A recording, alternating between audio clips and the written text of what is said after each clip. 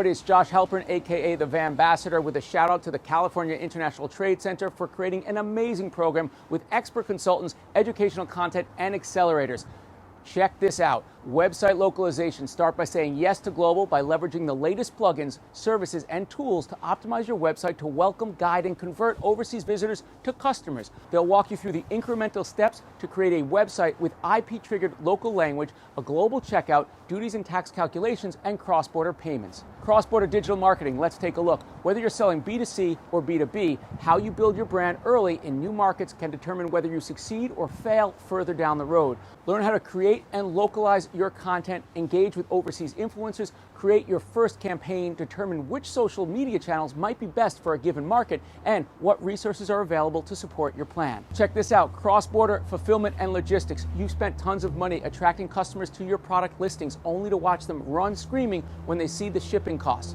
Or worse, they don't even get there because you don't even have shipping options for that country. Sure, it's partially a volume to pricing scenario, but not all shipping scenarios are the same. Learn how to ratchet up that efficiency in labeling, where and how to manage your inventory, which carriers to use at which part of your journey, and how do you address customer service and returns to turn international visitors into loyal customers. All right, now let's talk about marketplace optimization. With more than 50% of all e-commerce sales globally occurring on marketplaces, for many brands, it's inevitable that you'll need to have your products where the consumers are. Through the CITC accelerators, they'll talk about the pros and cons to determine whether you should be on a marketplace, and if so, which marketplaces are optimal in a given region. Then they'll talk about the ways you can leverage a marketplace, whether it's selling direct to the marketplace as a retailer or through the marketplace to an end consumer, or any sort of hybrid scenarios that make sense, such as using a 3PL versus a 1PL model. Now we'll talk about financing. Today's global e-commerce ebbs and flows make it hard to build long-term strategy because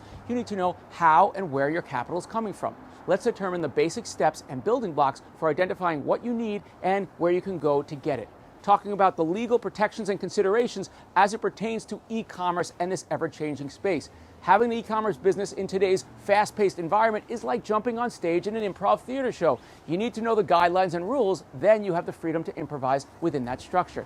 Think of your legal setup as that structure that I'm talking about. If done right, it frees you and your international partners up to focus on the improvising required to adapt and respond to market dynamics and consumer demand. We'll take a look at some of the unique guidelines you need to think about when engaging with international partners. Who's responsible for what inventory at which part in the warehousing and shipping process? Who owns the consumer relationship and the data for each customer? Who can sell to which regions via an e-commerce channel? What happens to unsold inventory in a country? Which party can register your IP and in which country? What happens if your product winds up in the wrong hands? This is all about building the right agreements with your distributors, third-party providers, marketing agencies, and marketplaces. But guess what? If you don't know the legal structure, then you don't understand the playing field that you're on. Check out CITC at cainternationaltrade.org. We'll see you soon.